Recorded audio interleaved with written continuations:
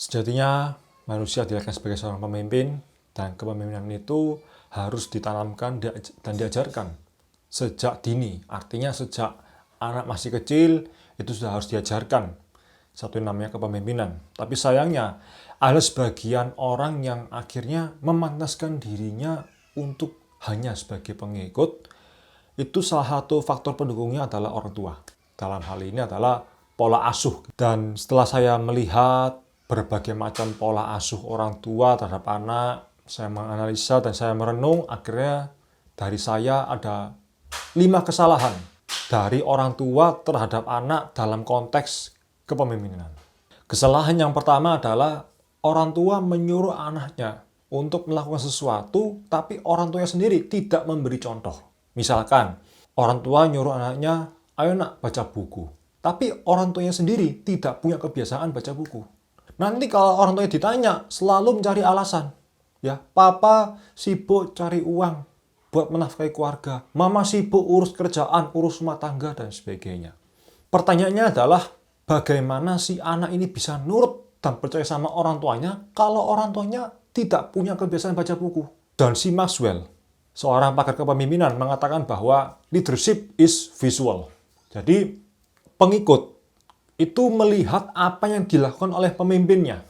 Dalam hal ini, orang tua terhadap anaknya. Jadi, anak itu melihat apa yang dilakukan oleh orang tuanya, bukan apa yang diucapkan oleh orang tuanya. Kesalahan yang kedua adalah tidak membiarkan anak untuk melakukan kesalahan. Maksudnya kayak gimana? Jadi, seringkali orang tua tuh pasti menginginkan yang terbaik untuk anaknya. Tapi sayangnya, banyak orang tua itu maunya cari aman. Jadi, pingin yang terbaik, tapi maunya caranya aman gitu ya, yang tanpa risiko gitu ya. Jadi kalau misalkan anak itu melakukan atau mencoba sesuatu di luar dari zona pengetahuan orang tuanya, yang ada orang tuanya langsung marahin dia, langsung membatasi gerakannya si anak ini untuk explore gitu ya. Nah, jadi perilaku seperti ini itu membuat anak tumbuh sebagai orang yang takut gagal akhirnya, dan sulit untuk mengambil keputusan yang besar dalam hidupnya. Kesalahan yang ketiga adalah menciptakan ketakutan berlebihan dan ancaman terhadap anak. Jadi, anak di bawah umur 7 tahun itu sebenarnya tidak ada ketakutan. Gitu ya. Tapi 90% ketakutan terhadap anak itu diciptakan oleh lingkungannya yang didominasi oleh orang tuanya sendiri. Dan biasanya ketakutan yang diciptakan oleh orang tuanya ini bersifat irasional, ya, nggak masuk akal. Gitu ya. Contoh misalkan, nanti kalau kamu nggak nurut sama papa pukul ya. Gitu ya. Terus misalkan ada lagi, nanti kalau kamu nggak makan, ya nanti kamu dipanggil polisi loh. Nah, jadi ketakutan-ketakutan semacam itu yang tidak masuk akal, itu hanya akan membuat anak itu tumbuh sebagai orang yang mudah untuk trauma, mudah mengalami paranoid, dan bisa jadi fobia terhadap sesuatu. Kesalahan yang keempat adalah undervalue. Jadi banyak sekali orang tua tuh yang tidak pernah meluangkan waktunya untuk meningkatkan nilai dalam dirinya. Sedangkan anaknya terus bertumbuh. Ya, jadi anak itu seiring berjalannya waktu dia bertumbuh, mulai mencari dan menemukan jati diri, mengenali dirinya sendiri, ya, satu namanya karakter building atau membangun karakter. Nah, sehingga anaknya ini punya value yang lebih besar dan lebih relevan untuk kehidupannya. Bisa jadi orang tuanya ini dulunya punya value, tapi karena value-nya ini sudah tidak relevan, dan sayangnya sekali lagi banyak sekali orang tua yang tidak pernah meluangkan waktunya untuk meningkatkan nilai dalam dirinya.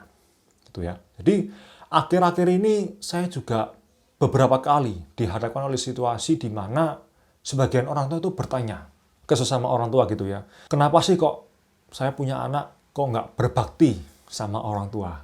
Saya merenungkan pernyataan seperti itu, dan setelah saya merenung, saya melihat ya perilaku orang tua zaman sekarang, akhirnya saya mengambil kesimpulan bahwa sebenarnya tidak selalu salah anaknya, tapi kadang orang tuanya ini yang tidak melayakkan diri, sehingga tidak lagi menginspirasi anaknya supaya anaknya berbakti sama orang tuanya.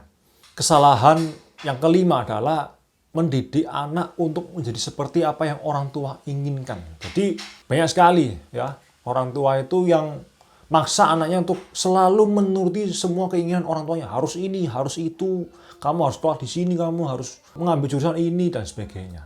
Saya ingat, saya baca satu kasus di media digital gitu ya, ada sebuah kasus di mana si anak ini dipenjara 25 tahun karena membunuh orang tuanya sendiri.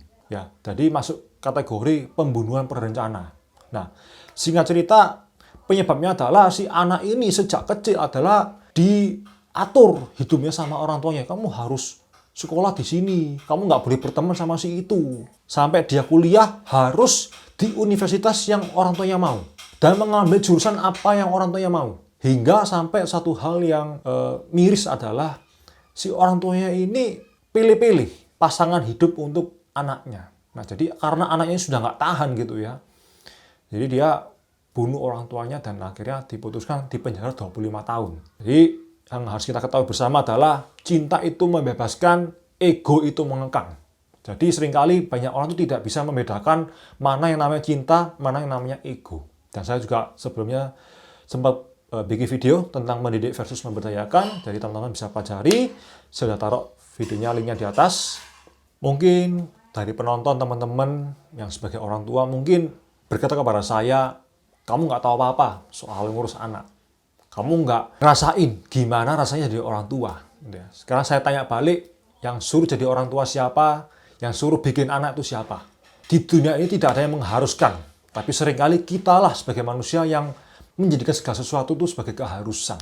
Jadi seperti kata Chef Juna, menikah itu tidak harus. Iya. Punya anak itu tidak harus. Bahkan bukan masalah menikah dan punya anak aja, tapi berpikir bahwa tidak pernah mau membebani hidup dengan kata harus. Dari saya berhenti untuk mencari pembenaran sebagai orang tua dan mulailah untuk bertanggung jawab atas setiap keputusan dan perbuatan yang diperbuat. Saya bikin video ini bukan untuk menghakimi teman-teman sebagai orang tua, tapi saya bikin video ini sebagai renungan. Bukan hanya untuk orang tua saja, tapi juga saya bikin untuk renungan untuk anak-anak gitu ya, supaya bisa belajar dari kesalahan. Saya sengaja menghadirkan kesalahan-kesalahan ini supaya di generasi berikutnya tidak mengulangi kesalahan seperti apa yang generasi sebelumnya lakukan. Dan hari ini sudah banyak sekali konten-konten, webinar, seminar tentang parenting. Teman-teman juga bisa ikut kok. Gitu. Jadi penting sekali hari ini untuk mempelajari. Satu namanya parenting. Lalu solusinya apa? Sederhana saja, tinggal lakukan saja kebalikannya. Jadi nomor satu, orang tua harus bisa jadi teladan dan contoh untuk anaknya. Jadi yang kedua adalah memberi kesempatan kepada anak untuk melakukan kesalahan dan belajar dari kesalahan. Jadi gimana kita bisa maju kalau kita tidak pernah untuk melakukan kesalahan dan kita harus belajar dari kesalahan itu sendiri. Yang ketiga adalah kombinasi antara otoritas dengan cinta kasih. Jadi seringkali orang tua itu kalau mengasuh anak itu otoriter banget, ada yang cinta kasih banget gitu ya. Ini nggak bagus untuk kedepannya. Jadi kalau terlalu otoriter juga anak jadi penakut gitu ya. Kalau terlalu cinta kasih anaknya jadi manja. Jadi kita harus mengkombinasikan antara otoriter dan cinta kasih gitu ya. Yang keempat adalah orang tua juga harus senantiasa untuk meningkatkan diri dan meningkatkan nilai dalam diri, supaya terus bisa menginspirasi orang di sekitarnya, terutama anak-anaknya. Yang terakhir, nomor 5 adalah memberdayakan anak untuk menjadi seperti apa yang anak inginkan. Ya, kita harus tahu bahwa anak juga punya pemikiran, anak juga punya perasaan. Gitu ya. Jadi kita nggak bisa lagi mengharuskan anak untuk ini, itu. Gitu ya. Bukan lagi zamannya sekarang. Yang harus kita lakukan adalah mengarahkan anak kita untuk menjadi seperti apa yang dia mau. Dan itu semua harus dilandasi dengan mindset yang benar. Jadi sekali lagi penting sekali untuk terus belajar tentang namanya parenting, belajar relationship, belajar bagaimana kita berkomunikasi khususnya terhadap anak gitu ya.